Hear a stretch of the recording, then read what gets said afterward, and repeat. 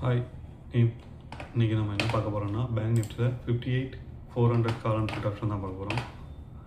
ஆக்சுவலாக மார்க்கெட் நேற்று பட்ஜெட்டுன்றதால நல்லா டவுன் போயிடுச்சு. ஸோ இன்றைக்கி ரெக்கவரி ஆகிறதுக்கு சான்சஸ் அதிகம் இருக்குது. ஏன்னா நேற்றைய மார்க்கெட்டுக்கு எஃபெக்ட் அடுத்த நாள் தான் காட்டும்.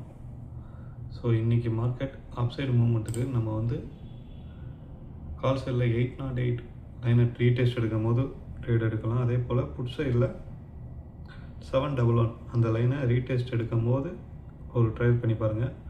அதுக்கு கீழே கேண்டில் க்ளோஸ் வச்சுச்சுன்னா எக்ஸிட் ஆகிடுங்க. ஏன்னா மேக்ஸிமம் இன்றைக்கி மார்க்கெட் கால் சைடு போகிறதுக்கு சான்சஸ் அதிகம் இருக்கும். இந்த 1 hour கேண்டில் க்ரீன் கேண்டிலாக ஃபார்ம் ஆகணும். இது ஃபார்ம் ஆனால் தான் நமக்கு கால் சைடு மூவ்மெண்ட் இருக்கும். அதே போல் இன்றைக்கி மார்க்கெட் ட்ரெண்டு இதுதான். ஒரு நல்ல ஹை போயிட்டு ரிஜெக்ட் ஆகி அகெயின் அதே ட்ரெண்டில்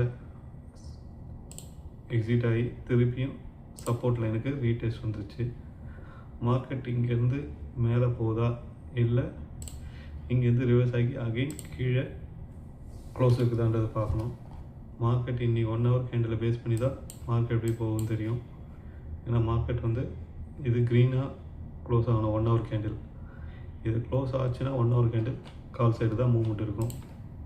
ஸோ அதை பேஸ் பண்ணி நமக்கு call side put side 2 support line வச்சுருக்கேன். இதில் எது வந்தாலும் ட்ரேட் எடுங்க. எடுத்துகிட்டு அதுக்கு கீழே கேண்டில் க்ளோஸ் வச்சுச்சுன்னா எக்ஸிட் ஆகிடுங்க. மேக்ஸிமம் 20 பாயிண்ட்ஸ் லாஸில் வச்சு எக்ஸிட் ஆகிடுங்க. அதுக்கு கீழே 10 பாயிண்டில் க்ளோஸ் ஆச்சுன்னா எக்ஸிட் ஆகாதீங்க. 20 பாயிண்ட்ஸ் நம்மளோட stop loss. Manual stop loss போடுங்க, ஆட்டோமேட்டிக் ஸ்டாப் லாஸ் போடாதீங்க. ஏன்னா ஆட்டோமேட்டிக் போட்டிங்கன்னா உங்களுக்கு அதை டச் பண்ணிவிட்டு மார்க்கெட் ரிவர்ஸ் ஆகிடும். ஸோ வெயிட் பண்ணி ட்ரேட் எடுங்க. And thank you and subscribe. Bye.